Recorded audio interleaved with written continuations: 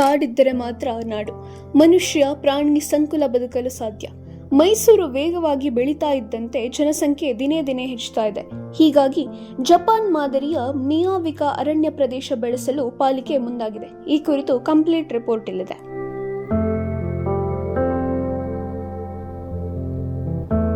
ಮೈಸೂರು ನಗರ ಪಾಲಿಕೆ ವ್ಯಾಪ್ತಿಯ ದಟ್ಟಗಳ್ಳಿ, ಹಿನಕಲ್ ಸೇರಿ 3 ಕಡೆ ಜಪಾನ್ ಮಾದರಿಯ ಮಿಯಾವಿಕಾ ಅರಣ್ಯ ಪ್ರದೇಶ ಬೆಳೆಸಲಾಗ್ತಾ ಇದೆ. ಗಿಡಗಳನ್ನು ನೆಟ್ಟು ಪೋಷಿಸುವ ಜವಾಬ್ದಾರಿ ಟೊಯೋಟಾ ಕಂಪನಿ ವಹಿಸಿದೆ.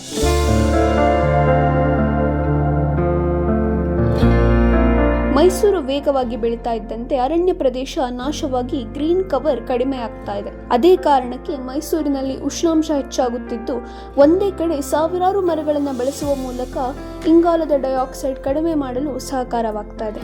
1 ಎಕರೆ ಪ್ರದೇಶದಲ್ಲಿ ಸುಮಾರು 15,000 ಗಿಡಗಳನ್ನು ನೆಟ್ಟಿದ್ದೇವೆ. 1 ಚದರ ಮೀಟರ್ 2 ರಿಂದ 3 ಗಿಡಗಳನ್ನು ಹಾಕೋದ್ರಿಂದ ಇದು ಬೇರೆ ಕಾಡುಗಳಿಗಿಂತ ವಿಭಿನ್ನವಾಗಿದೆ. ಕಡಿಮೆ ಪ್ರದೇಶದಲ್ಲಿ ಹೆಚ್ಚು ಗಿಡಗಳನ್ನು ನೋಡೋದ್ರಿಂದ ಗಿಡಗಳು ಬೇಗ ಬೆಳೆಯುತ್ತವೆ. ಅತಿ ಹೆಚ್ಚು ಗ್ರೀನ್ ಕವರ್ ಕೊಡೋದ್ರಿಂದ ಆಕ್ಸಿಜನ್ ಕೂಡ ಜಾಸ್ತಿ ಉತ್ಪಾದನೆಯಾಗುತ್ತದೆ. 100 ವರ್ಷದ ಕಾಡುಗಳು ಕೊಡುವ ಆಕ್ಸಿಜನ್ಗಿಂತ ಇಂತಹ 10 ವರ್ಷದ ಕಾಡುಗಳು ಆಕ್ಸಿಜನ್ ಅನ್ನು ಹೆಚ್ಚು ಕೊಡುತ್ತವೆ ಅಂತಾರೆ ತೋಟಗಾರಿಕೆ ಇಲಾಖೆ ಅಧಿಕಾರಿ ಮೋಹನ್. ಮೈಸೂರು ಒಂದು ಅತ್ಯಂತ ವೇಗವಾಗಿ ಬೆಳೀತಿರೋ ನಗರಗಳಲ್ಲಿ ಒಂದಾಗಿದೆ. ಬೆಂಗಳೂರು ನಂತರ ಮೈಸೂರು ತುಂಬ ಅತ್ಯಂತ ವೇಗವಾಗಿ ಬೆಳೀತಿರೋ ನಗರ. ಇತ್ತೀಚೆಗೆ ಮೈಸೂರಿನ ಔಟ್ಸ್ಕಟ್ಸ್ಗಳನ್ನೆಲ್ಲ ಕೂಡ ಹಿಂದೆ ಇದ್ದಂಥ ತೋಟಗಳನ್ನ ಕಟ್ ಮಾಡಿಬಿಟ್ಟು ಅದನ್ನೆಲ್ಲ ಲೇಔಟ್ಗಳಾಗಿ ಮಾಡ್ತಾ ಇರೋದು ನಮಗೆಲ್ಲರಿಗೂ ಗೊತ್ತಿರತಕ್ಕಂಥ ವಿಷಯ. ಇದರಿಂದ ಗ್ರೀನ್ ಕವರ್ ಏನಿತ್ತು ಮೈಸೂರದು ಅದು ದಿನೇ ದಿನೇ ಕಡಿಮೆ ಆಗ್ತಾಯಿದೆ. ನಮ್ಮ ಹತ್ರ ತುಂಬ ಅದೇ ಕಾರಣಕ್ಕೆ ವಾತಾವರಣದ ಉಷ್ಣಾಂಶ ತುಂಬ ಜಾಸ್ತಿ ಆಗ್ತಿರೋದು, ಅದನ್ನೆಲ್ಲನೂ ಕೂಡ ಎಕ್ಸ್ಪೀರಿಯೆನ್ಸ್ ಮಾಡ್ತಾಯಿದ್ದೀವಿ ನಾವೆಲ್ಲರೂ. ಇದೇ ಕಾರಣಗಳಿಗೆ ನಮ್ಮ ಹತ್ರ ತುಂಬ ಕಡಿಮೆ ಸಮಯದಲ್ಲಿ ಅತಿ ಹೆಚ್ಚು ಗ್ರೀನ್ ಕವರ್ನ ಬೆಳೆಸೋದ್ರಿಂದ ನಮಗೆ ವಾತಾವರಣದ ಉಷ್ಣಾಂಶ ಹಾಗೆ ಆಕ್ಸಿಜನ್ ಪ್ರಮಾಣವನ್ನು ಕೂಡ ಜಾಸ್ತಿ ಮಾಡ್ಬೋದು. ಹಾಗೆ ಇಂಗಾಲದ ಡೈಆಕ್ಸೈಡ್ ಪ್ರಮಾಣವನ್ನು ಕಡಿಮೆ ಮಾಡೋದಕ್ಕೆ ಹೆಚ್ಚು ಉಪಕಾರಿಯಾಗುತ್ತೆ. ಇದೇ ಕಾರಣಕ್ಕೋಸ್ಕರ ಜಪಾನ್ ಮಾದರಿಯ ಮಿಯಾವಾಕಿ ಅರಣ್ಯೀಕರಣವನ್ನು ಮೈಸೂರಿನಲ್ಲಿ ಮೊದಲ ಬಾರಿಗೆ 2024 ಸೆಪ್ಟೆಂಬರಲ್ಲಿ ಮಾಡಿದ್ದೇವೆ. ಹಿನಕಲ್ ಪಾರ್ಕ್ನಲ್ಲಿ ಸುಮಾರು 1 ಎಕರೆ ಪ್ರದೇಶದಲ್ಲಿ 12,000 ಗಿಡಗಳನ್ನು ನೆಡ್ತಕ್ಕಂಥ ಕಾರ್ಯಕ್ರಮವನ್ನು ಮಾಡಿದ್ದೇವೆ. ಅದಾದ ನಂತರ ಸೆಪ್ಟೆಂಬರ್ 2025ರಲ್ಲಿ ದಟ್ಟಗಳ್ಳಿಯಲ್ಲ ಇರ್ತಕ್ಕಂಥ ಜೋಡಿ ಬೇವಿನ ಮರ ದೇವಸ್ಥಾನದ ಎದುರುಗಡೆಯಿರುವ ಸಾರ್ವಜನಿಕ ಉದ್ಯಾನವನದಲ್ಲಿ ಮತ್ತೆ 1.5 ಎಕರೆಯಲ್ಲಿ 15,000 ಗಿಡಗಳನ್ನು ನೆಡ್ತಕ್ಕಂಥ ಕಾರ್ಯಕ್ರಮವನ್ನು ಮಾಡಿದ್ದೇವೆ. ಈಗ ನಾವು ನೋಡ್ತಿರೋದು 2024ರಲ್ಲಿ ಏನು ಹಿಣಕಲ್ ಊರಿನ ಹತ್ತಿರದಲ್ಲಿರ್ತಕ್ಕಂಥ ಪಾರ್ಕಲ್ಲಿ ಮಾಡಿರ್ತಕ್ಕಂಥ ಕಾಡು ಕೇವಲ 1.5 ವರ್ಷಗಳಲ್ಲಿ ಇಷ್ಟು ದೊಡ್ಡದಾಗಿ ಬೆಳೆದಿದೆ. ನಾರ್ಮಲ್ ಕಾಡುಗಳಿಗಿಂತ ಇದು ಹೇಗೆ ವಿಭಿನ್ನ ಅಂತ ಹೇಳಿದರೆ, ಇಲ್ಲಿ ಸಸ್ಯಗಳ ಡೆನ್ಸಿಟಿ ಅಂದರೆ 1 ಚದರ ಮೀಟರ್ಗೆ 2 ರಿಂದ 3 ಗಿಡಗಳನ್ನ ಹಾಕ್ತೇವೆ. ಅದೇ ಸಾಮಾನ್ಯ ಅರಣ್ಯಗಳಲ್ಲಿ 1 ಚದರ ಮೀಟರ್ಗೆ 1 ಅಥವಾ 2, 3 ಚದರ ಮೀಟರ್ಗಳಿಗೆ ಒಂದನ್ನು ಗಿಡಗಳನ್ನ ಹಾಕ್ತೇವೆ. ಈಗ ಕಡಿಮೆ ಪ್ಲೇಸಲ್ಲಿ ಜಾಸ್ತಿ ಗಿಡಗಳನ್ನ ನೆಡೋದ್ರಿಂದ ಅದು ಕಾಂಪಿಟೇಷನಲ್ಲಿ ತುಂಬ ಫಾಸ್ಟಾಗಿ ಗ್ರೋತ್ ಆಗುತ್ತೆ. ಹಾಗೆ ಅತಿ ಹೆಚ್ಚು ಗ್ರೀನ್ ಕವರ್ನ ಕೊಡೋದ್ರಿಂದ ನಮಗೆ ಆಕ್ಸಿಜನ್ ಕೂಡ ಜಾಸ್ತಿ ಉತ್ಪಾದನೆ ಆಗುತ್ತೆ. ಹಾಗೆ ಇಂಗಾಲದ ಡೈಆಕ್ಸೈಡ್ ಕೂಡ ಕಡಿಮೆ ಮಾಡೋದಕ್ಕೆ ಹೆಲ್ಪ್ ಆಗುತ್ತೆ. ಈ ಕಾರ್ಯಕ್ರಮಕ್ಕೆ ಟೊಯೋಟಾ ಕಿರ್ಲೋಸ್ಕರ್ ಆಟೋ ಪಾರ್ಟ್ಸ್ ಅವರು CSR ಅಡಿಯಲ್ಲಿ ಇದು 3 ಕಾಡುಗಳನ್ನ ನಿರ್ಮಿಸ್ತಕ್ಕಂಥದ್ದು. ನಾರ್ಮಲ್ ಕಾಡುಗಳಿಗಿಂತ ಇದು ಅತಿ ಹೆಚ್ಚು ವೇಗವಾಗಿ ಬೆಳೆಯೋದ್ರಿಂದ ಕೇವಲ ಮುಂದಿನ 10 ವರ್ಷಗಳಲ್ಲಿ ಏನು ನಾವೊಂದು ಮಾಮೂಲಿ ಕಾಡು 100 ವರ್ಷಗಳಲ್ಲಿ ಏನು ಆಕ್ಸಿಜನ್ನ ಕೊಡ್ತಾಯಿತ್ತು, ಇದನ್ನು ಕೇವಲ 10 ವರ್ಷದ ಕಾಡುಗಳು ಇದನ್ನು ಕೊಡ್ತಕ್ಕಂಥ ಚಾನ್ಸಸ್ ಇರುತ್ತೆ. ಈ ಹಿಂದೆ ಕುಶಾಲನಗರದ ಅರಣ್ಯ ಪ್ರದೇಶದಲ್ಲಿ ಇದನ್ನ ಮಾಡಲಾಗಿತ್ತು.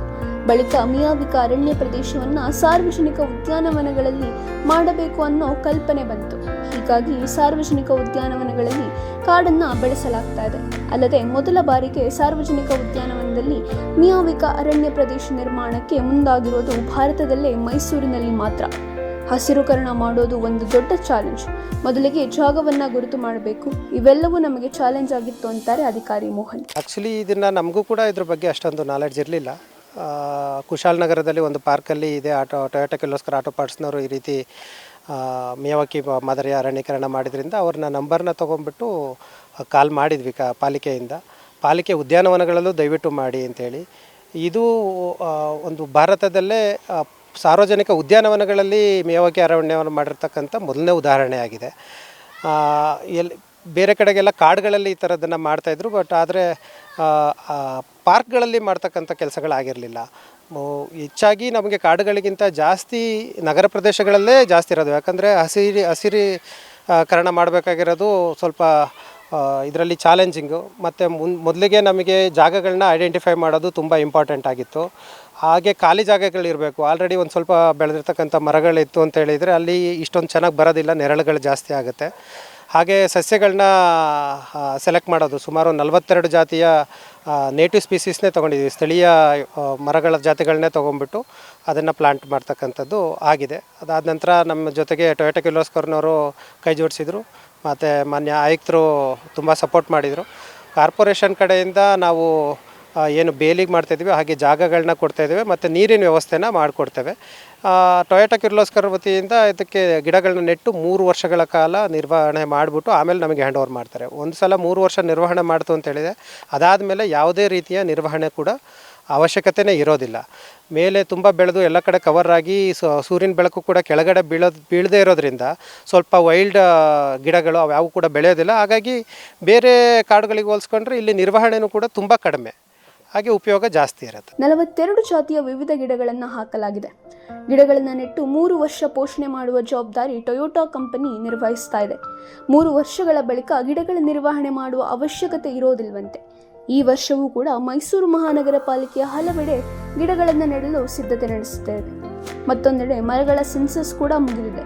ಎಲ್ಲಿ ಅವಶ್ಯಕತೆ ಇದೆ ಅಲ್ಲಿ ಅರಣ್ಯ ಪ್ರದೇಶ ನಿರ್ಮಾಣ ಮಾಡಲು ಪಾಲಿಕೆ ಚಿಂತನೆ ನಡೆಸಿದೆಯಂತೆ. ಅಲ್ಲದೆ ಗಿಡ ಮರಗಳನ್ನು ಬೆಳೆಸುವ ಆಸಕ್ತಿ ಇರುವವರು ಪಾಲಿಕೆಯ ಅಧಿಕಾರಿಗಳನ್ನು ಸಂಪರ್ಕ ಮಾಡಿದ್ರೆ ನಾವೇ ಗಿಡಗಳನ್ನು ಕೊಡ್ತೀವಿ, ಅವರು ಗಿಡಗಳನ್ನು ಪೋಷಣೆ ಮಾಡಿದ್ರೆ ಸಾಕು ಅಂತಾರೆ ಮೈಸೂರು ಮಹಾನಗರ ಪಾಲಿಕೆ ತೋಟಗಾರಿಕೆ ಇಲಾಖೆಯ ಸಹಾಯಕ ಕಾರ್ಯಪಾಲಕ ಅಭಿಯಂತರ ಮೋಹನ್. 42 ಗಿಡಗಳ ವಿವಿಧ ಜಾತಿ ಗಿಡಗಳನ್ನ ಹಾಕಿದ್ದೀವಿ. ಅದರಲ್ಲೂ ಹೂವಿನ ಜಾತಿಗಳು ಸೇರಿದೆ, ಹಾಗೆ ಕಾಡು ಹಣ್ಣಿನ ಜಾತಿಗಳು ಸೇರಿದ್ದಾವೆ, ಹಾಗೆ ಟಿಂಬರ್ ಜಾತಿಗಳು ಸೇರ್ತಿದೆ. ಇವನು ಶ್ರೀಗಂಧನೂ ಹಾಕಿದ್ದೇವೆ, ರಕ್ತಚಂದನೂ ಕೂಡ ಹಾಕಿದ್ದೇವೆ. ಸುಮಾರು 42 ರೀತಿಯ ಗಿಡಗಳನ್ನ ಪ್ಲಾಂಟ್ ಮಾಡಿದ್ದೇವೆ. ಇಲ್ಲಿ 3 ವರ್ಷಗಳ ಕಾಲ ಏನೂ ಪ್ರಾಬ್ಲಮ್ ಆಗಲ್ಲ. ಅಲ್ಲಿವರೆಗೂ ಟೊಯೋಟಾ ಕಿರ್ಲೋಸ್ಕರ್ ಅವರೇ ಅದನ್ನು ನಿರ್ವಹಣೆ ಮಾಡಿ ಕೊಡ್ತಾರೆ. ಅದಾದ ನಂತರ ನಿರ್ವಹಣೆ ತುಂಬ ಕಡಿಮೆ, ಸ್ವಲ್ಪ ನೀರು ಕೊಡಬೇಕಾಗುತ್ತೆ. ಇಲ್ಲ ಅಂತ ಹೇಳಿದರೆ ಮಳೆ ನೀರಿಂದ ತಾನಾಗೇ ಅದು ಬರುತ್ತೆ. 3 ವರ್ಷ ಆದ ನಂತರ ನಿರ್ವಹಣೆನೂ ತುಂಬ ಕಡಿಮೆ. ಕಾರ್ಪೊರೇಷನ್ಗೆ ಆ ನಿರ್ವಹಣೆ ವೆಚ್ಚ ಕೂಡ ಉಳಿತಾಯ ಆಗುತ್ತೆ.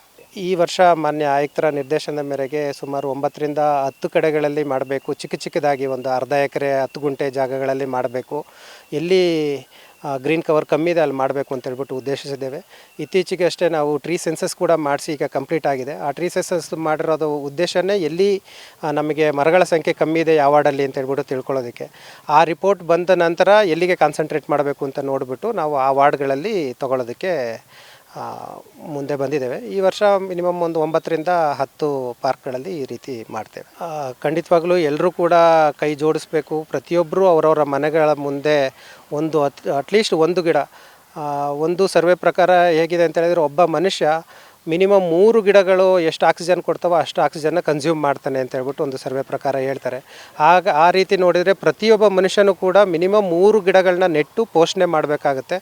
ಆ ಪೋಷಣೆ ಮಾಡಿದ್ದರಲ್ಲಿ ನಾವು ತಗೊತಕ್ಕಂಥ ಆಕ್ಸಿಜನ್ನು ಅದರಲ್ಲಿ ಸೇರಿರುತ್ತೆ ಅಂತ ಹೇಳ್ಬೋದು. ಪ್ರತಿಯೊಬ್ಬರು ಕೂಡ ಪ್ರತಿಯೊಂದು ಮನೆಯಲ್ಲೂ ಪ್ರತಿಯೊಂದು ರೋಡಲ್ಲೂ ಎಲ್ಲೆಲ್ಲಿ ಸಾಧ್ಯ ಇದೆ ಅಲ್ಲೆಲ್ಲ ಗಿಡಗಳನ್ನ ನೆಟ್ಟು ಬೆಳೆಸ್ತಕ್ಕಂಥದ್ದು ಮಾಡ್ಕೋಬೇಕು. ಹಾಗೆ ಕಾರ್ಪೊರೇಷನ್ ಕಡೆಯಿಂದನೂ ಯಾರ್ಯಾರು ತುಂಬ ಆಸಕ್ತಿ ಇದೆ ಅವರಿಗೆ ನಾವು ಗಿಡಗಳನ್ನ ವಿತರಣೆ ಮಾಡೋ ಕಾರ್ಯಕ್ರಮಗಳನ್ನ ಕೂಡ ಮಾಡ್ತೇವೆ. ಅವರು ಪಾಲಿಕೆಯನ್ನು ಸಂಪರ್ಕಿಸಿದಲ್ಲಿ ಅವರಿಗೆ ಗಿಡಗಳನ್ನ ಕೂಡ ಒದಗಿಸಿಕೊಡ್ತೇವೆ. ಹಾಗೆ ರಘುಲಾಲ್ ಕಂಪನಿಯವ್ರ ಕಡೆಯಿಂದ ನಮಗೆ ಟ್ರೀ ಗಾರ್ಡ್ಗಳನ್ನ ಕೂಡ ಸ್ಪಾನ್ಸರ್ ಮಾಡ್ತಾರೆ ಪ್ರತಿ ವರ್ಷ.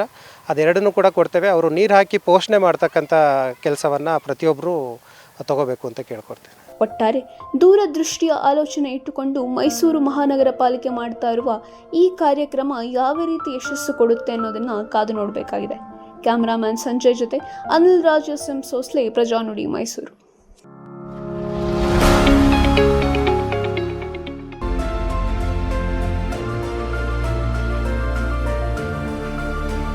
ನೈಜ ಸುದ್ದಿಗಾಗಿ ನೋಡ್ತಾ ಇರಿ ಕನ್ನಡಿಗರ ಪ್ರಜಾನುಡಿ ದಿನಪತ್ರಿಕೆ.